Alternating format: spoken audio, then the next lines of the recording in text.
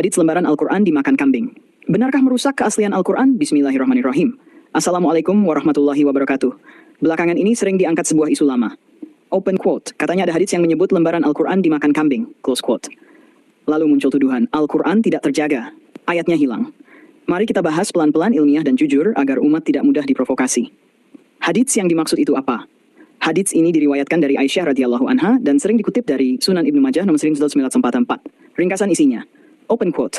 Dahulu ada lembaran yang berisi ayat rajam dan 10 kali susuan. Setelah Nabi wafat, lembaran itu berada di bawah tempat tidur Aisyah, lalu dimakan kambing. Close quote. Perhatikan baik-baik. Hadits ini tidak membicarakan seluruh Al-Quran, tidak pernah mengatakan Al-Quran hilang. Status hadits sahih atau tidak? Ini poin paling penting. Mayoritas ulama hadits menilai hadits ini lemah, Hif. Alasannya dalam sanad terdapat perawi bermasalah, Muhammad bin Ishaq, Mudalis, Abdullah bin Abi Bakar, hafalannya diperselisihkan. Hadits lemah tidak bisa dijadikan dasar akidah.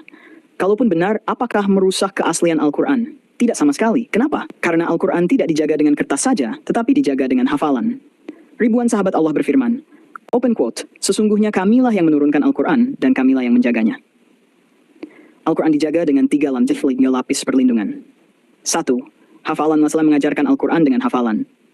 Puluhan sahabat adalah hafiz, mustahil satu ayat hilang hanya karena satu lembar rusak. QS Al-Qiyamah, 11, quote. Sesungguhnya kami yang mengumpulkannya di dadamu dan membacakannya. Close quote. 2. Tulisan. Al-Quran ditulis di pelepah kurma, tulang, kulit, batu tipis. Bukan hanya satu lembar. Kalau satu lembar rusak, masih ada banyak salinan lain. Ijma umat.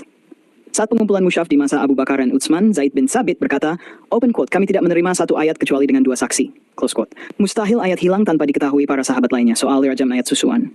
Ini bagian yang sering dipelintir. Ayat rajam dan ayat susuan, hukumnya masih berlaku, tapi teksnya di nasak tilawah bukan hilang. Apa itu nasak tilawah? Ayat pernah dibaca, lalu Allah sendiri yang menghapus bacaannya, bukan karena kambing. QS Al-Baq 6. Open quote, ayat mana saja yang kami nasakkan atau kami hilangkan, kami datangkan yang lebih baik atau yang sebanding. Close quote.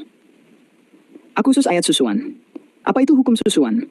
Bukan kewajiban menyusui. Hukum mahram karena sabda, open quote, yang diharamkan karena susuan sama seperti yang diharamkan karena nasab.